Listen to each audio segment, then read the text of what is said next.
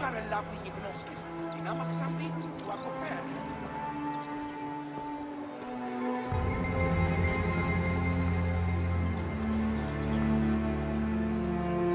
Χαίρε!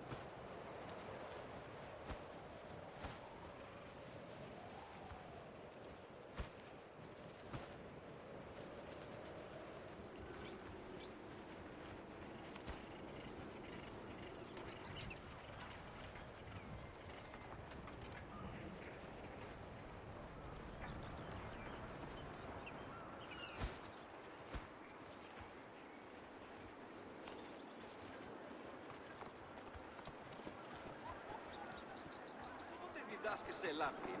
Μη πω πρώην και εχθές.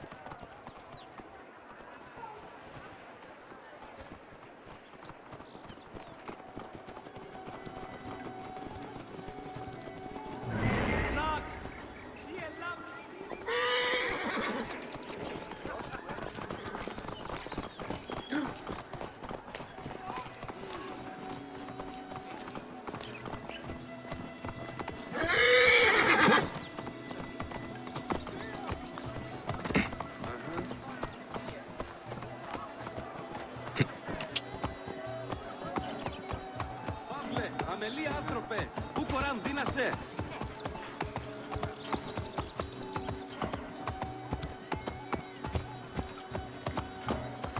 Εσού ελάβνην ου γιγνοσκόμην και εις βέλτιστος.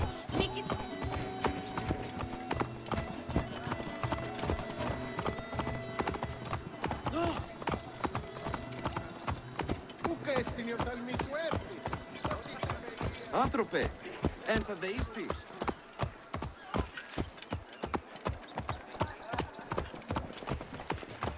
Αδαΐσισι, γνώσιν ελάβνη που δε πόποτε κατέχεις.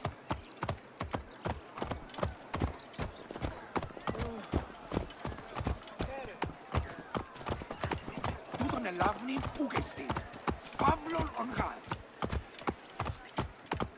Ό,τι ωφελίας, ευχαίρες, εφέσεστε. Ότι αμελίας, ούγαρ ελάβνη γυμνόσκης.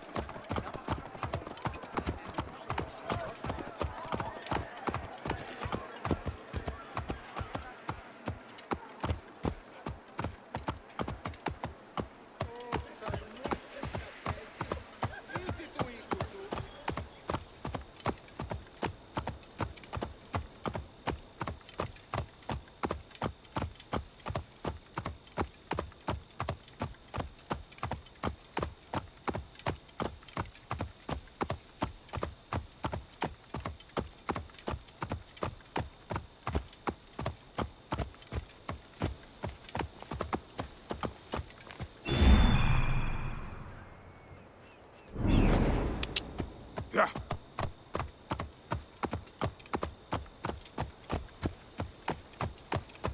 Whoa.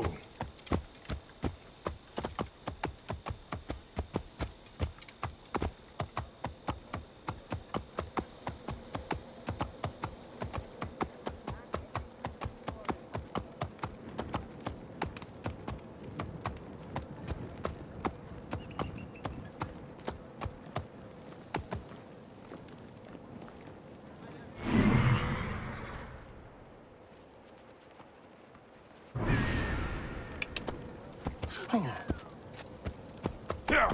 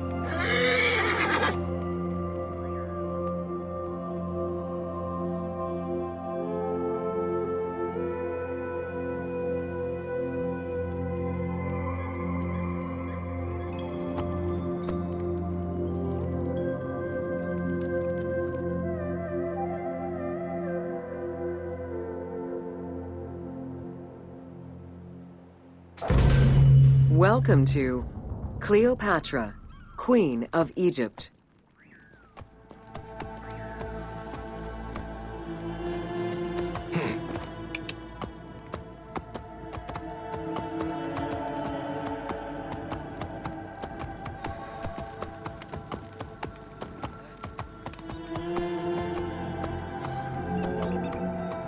Cleopatra VII Theophilopator ascended the throne in 51 BCE at the age of 18. Though her early attempts to maintain power were often challenged, she eventually prevailed and became the sole ruler of Egypt. According to Plutarch, she was the only Ptolemaic pharaoh to speak the Egyptian language. Her intelligence, coupled with a good education and a great political mind, allowed her to make the alliances necessary to maintain the independence of Egypt while Rome was becoming a Mediterranean empire.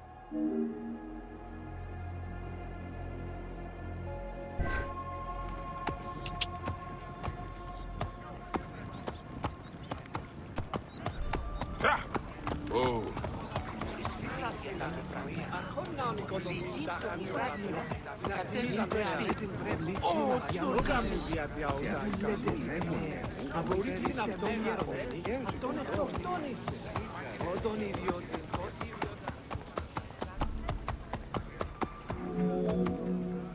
It is important to understand that Cleopatra's knowledge of Egyptian language and keen understanding of the culture allowed her to make powerful ideological reference that resonated with ancient Egyptians. By associating herself with the goddess Isis, the Divine Mother, Great of Magic, and repository of divine essence, Cleopatra firmly established herself as the protector of the two lands and legitimized her place on the throne.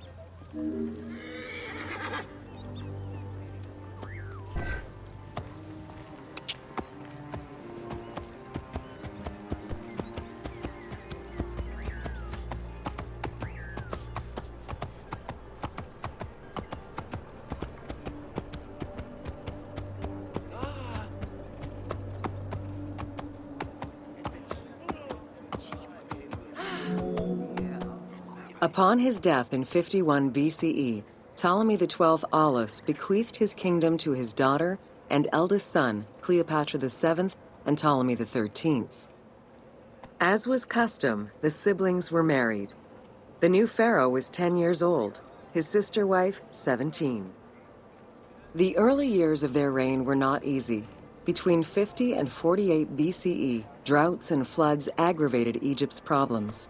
General Achilles and the royal advisor Pothinos kept intervening in the young ruler's political decisions, and eventually colluded to turn Ptolemy XIII against Cleopatra. By 48 BCE, Cleopatra was in exile.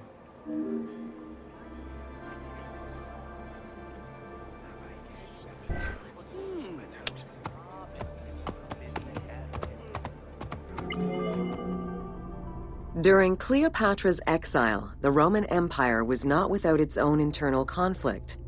Caesar and Pompey were at war with one another, and after his defeat in 48 BCE, Pompey fled to Alexandria in the hope of finding refuge.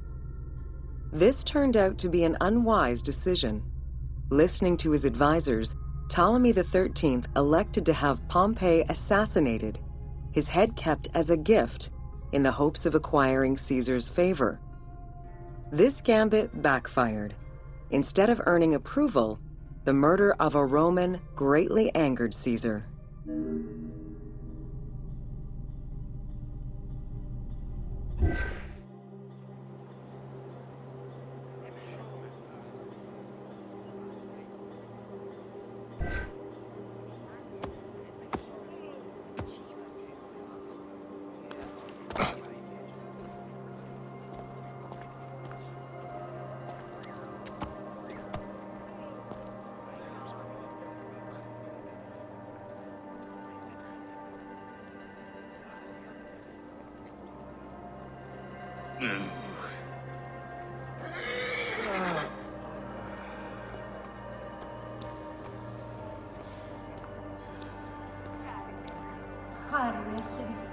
Αγαθόν έστικα τους πλησίους εκβοθάνει. Ευχάριστος η μητά σου, ευλογείται σε Θεή. Ωφελημωτά της πράξεως εγίνατο, ευχαίρει.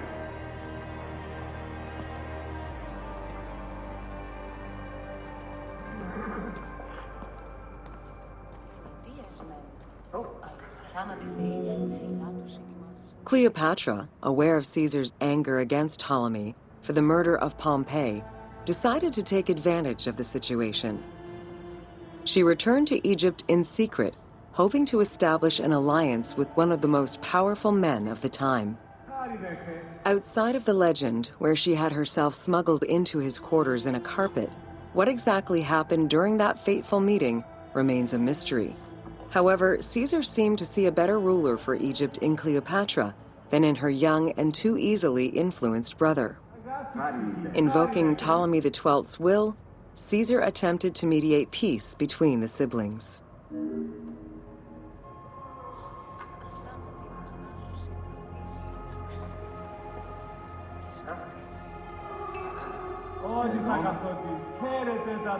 Χαίρον τον Θεό.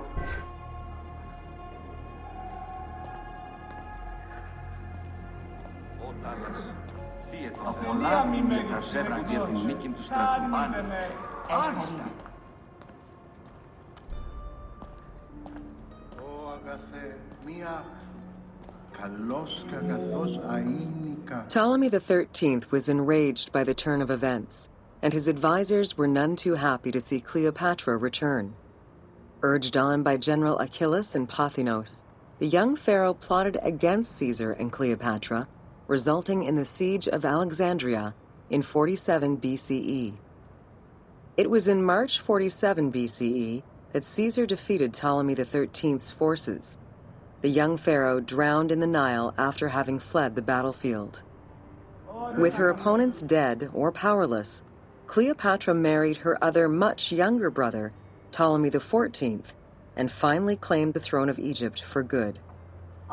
The end of the Alexandrian War also cemented the romantic and political alliance between Cleopatra and Caesar.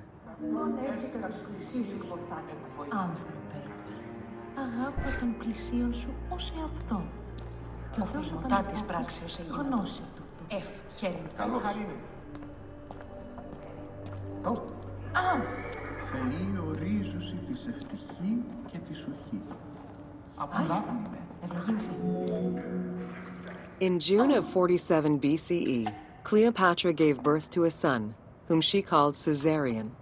Caesar did not accept the boy as his heir, choosing instead his nephew Octavian. Nonetheless, on his return to Rome, Caesar invited the queen and her brother husband to stay in the city. Her presence still drew much disapproval from the Senate. Always a strategist, Caesar left 4 legions in Egypt, and a man he trusted to direct Egyptian affairs, giving him control of the wheat supplies essential to Rome. Cleopatra and her entourage remained in Rome until March 44 BCE, when Caesar was murdered.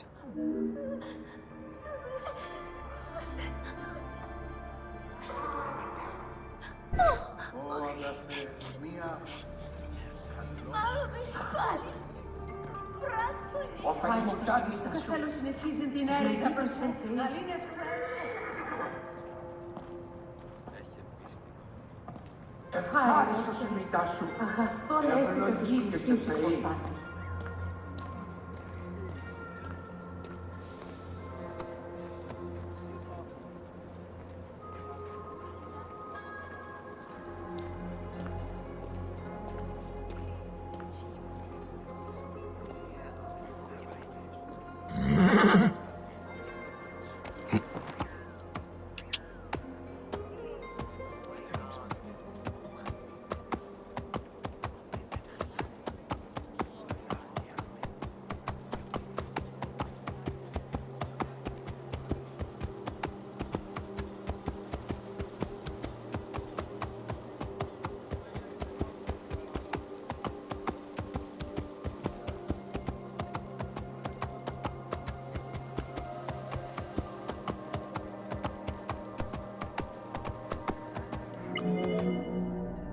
Caesar's most faithful ally, Mark Antony, often visited the Queen of Egypt during his stay in Rome.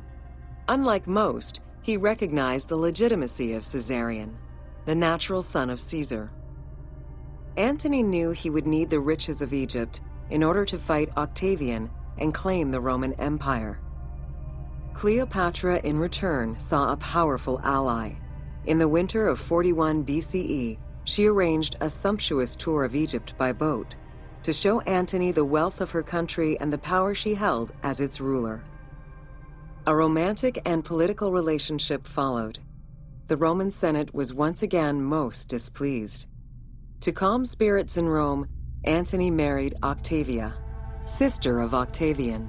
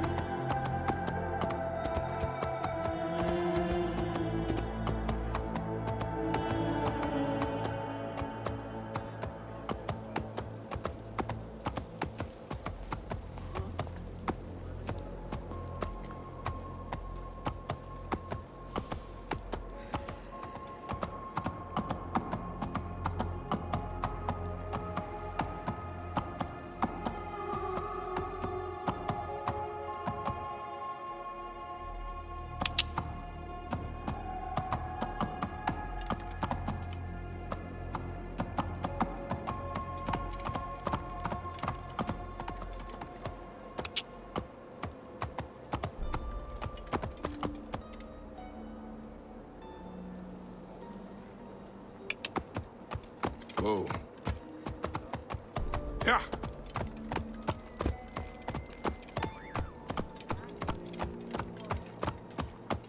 Whoa.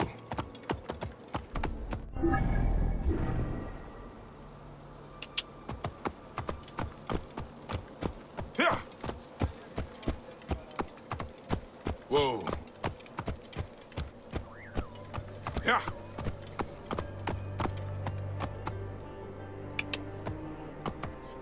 Yeah. Whoa.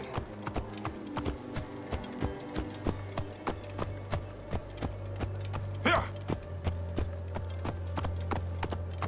Whoa.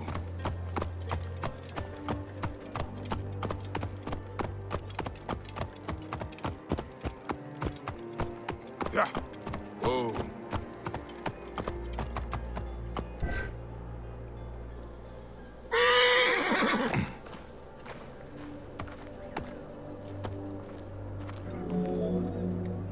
Despite his marriage to Octavia, Antony remained Cleopatra's lover, and she gave birth to their children.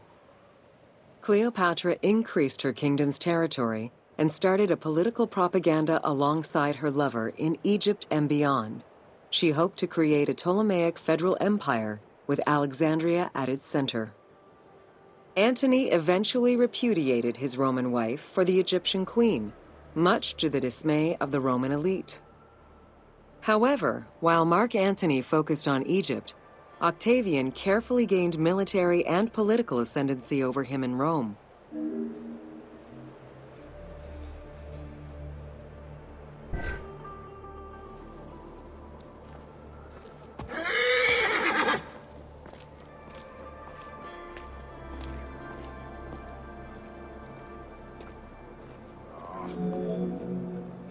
Octavian managed his own propaganda campaign and succeeded.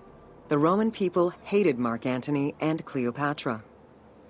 To avoid the censure still inherent in attacking a fellow Roman, Octavian simply declared war against Egypt. Rome's power still reigned supreme. The powerful Egyptian fleet, led by Cleopatra as well as Mark Antony's forces, were defeated in 31 BCE in Actium. Octavian arrived in Egypt in 30 BCE to formalize his victory.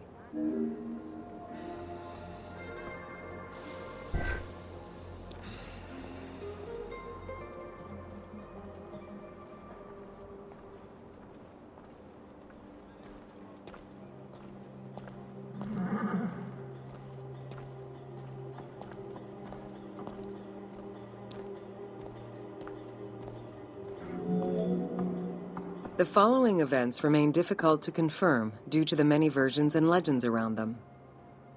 It is believed that after hearing a rumor about Cleopatra's suicide, Mark Antony committed suicide himself. He was brought to the queen as he slowly passed away. Knowing that Octavian would have her chained and paraded through Rome in defeat, Cleopatra planned her own suicide. She most likely killed herself with arsenic, though admittedly, the version where she uses an asp to deliver a fatal bite may be considered more dramatic. What happened to the body of Cleopatra is still a mystery.